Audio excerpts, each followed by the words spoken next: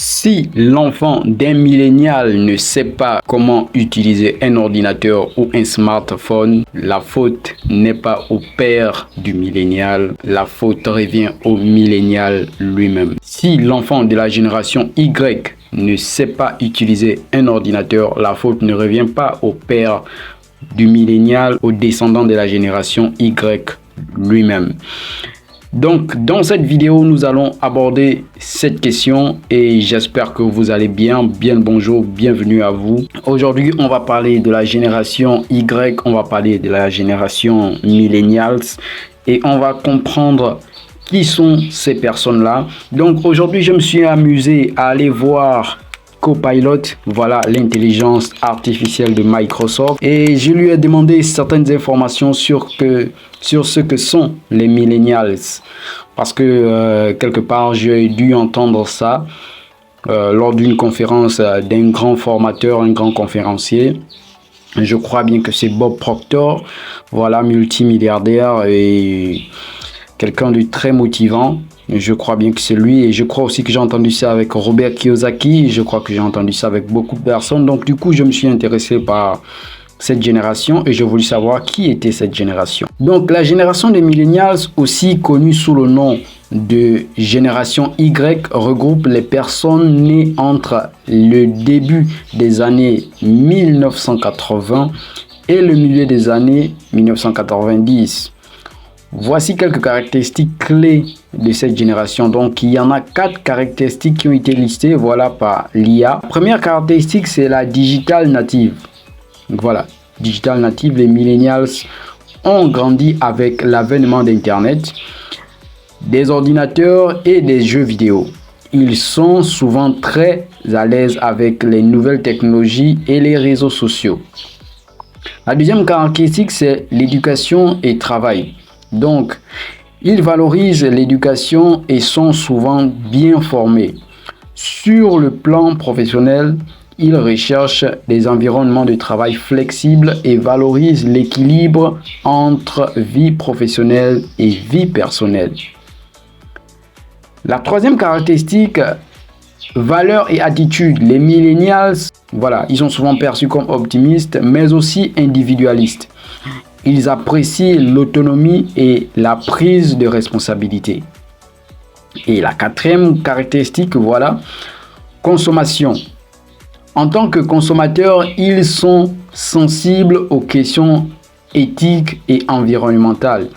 Ils préfèrent les marques qui partagent leurs valeurs et sont transparentes. Donc, voici un peu ce que l'IA m'a donné comme réponse sur cette question des millennials. Qui sont-ils? Et je me suis amusé à aller un peu plus loin. Je me suis dit, bon, pourquoi rester là? Et pourquoi ne pas aller plus loin? Et pourquoi ne pas essayer de poser une question un peu plus critique et plus profonde? Voilà, parce que savoir qui sont les millennials, c'est bien, mais aller plus loin, c'est mieux. Donc, je demandais, est-ce possible que les humains nés dans les années 1980, 1990 et 2000 sont obligés de s'éduquer sur les dernières innovations technologiques au risque de condamner les générations futures à la servitude volontaire? Donc, l'IA m'a répondu ceci. C'est une question très pertinente et profonde. Les avantages technologiques rapides ont effectivement créé une dynamique où la formation continue est presque indispensable, c'est-à-dire obligé, c'est obligatoire d'en prendre en continu. C'est obligé d'être formé en continu, est presque indispensable pour rester compétitif et pertinent dans de nombreux domaines professionnels. Voici quelques points à considérer. Donc, il m'a listé là 4 points encore et je vais commencer par le premier, évolution technologique. Les technologies évoluent à un rythme sans précédent.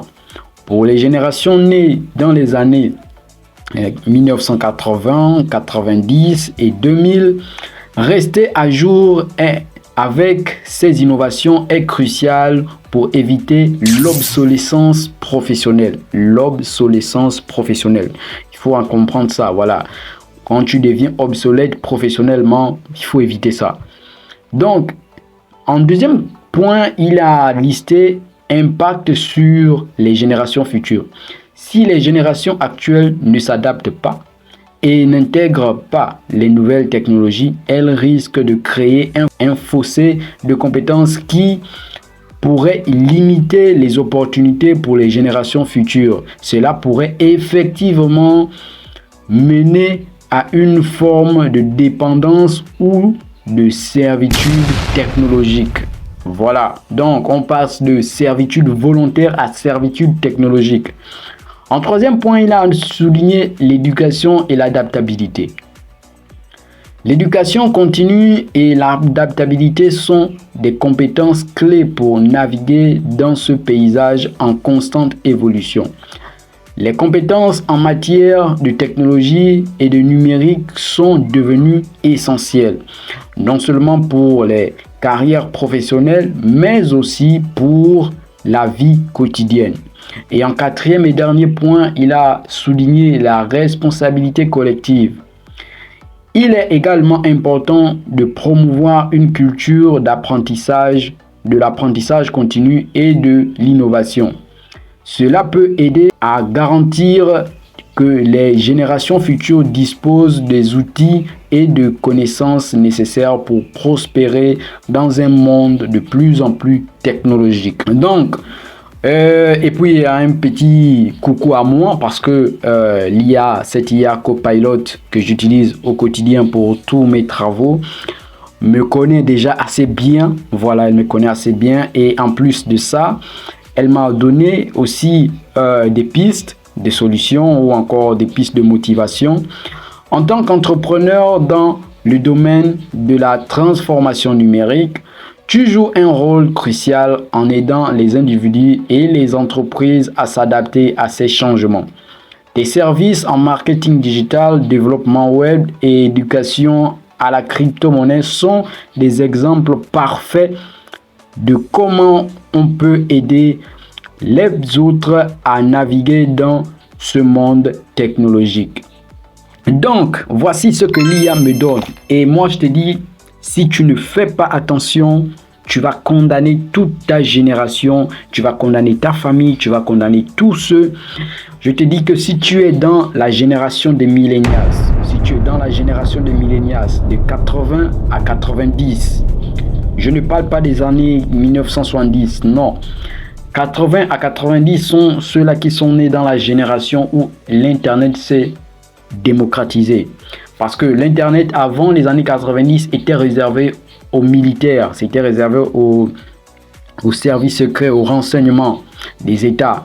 Et en 90, l'Internet s'est démocratisé et est devenu accessible au grand public. Ce qui veut dire que ceux qui sont nés à 90, comme moi, sont des personnes qui sont en même capables d'être à l'aise avec ces outils-là.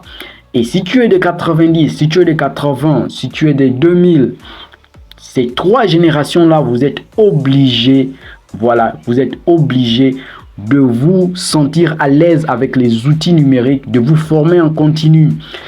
Prenez des formations. Vous n'êtes pas obligé de faire ce que ces formations vous demandent de faire, mais vous êtes obligé de vous former pour avoir une connaissance à jour, des compétences à jour, des compétences actuelles, afin d'éviter que les gens racontent des bêtises autour de vous sur X ou Y choses, afin de savoir comment il faut vérifier une fake news, comment il faut avérer une information, comment il faut traiter une information. Parce qu'aujourd'hui, nous sommes à l'ère de l'information. Celui qui a la meilleure information est capable de duper celui qui a une information obsolète et avariée. Donc, soyez sages, maîtrisez dans quelle génération vous vous trouvez. Si vous êtes parmi les millennials, achetez des formations, formez-vous, c'est obligatoire.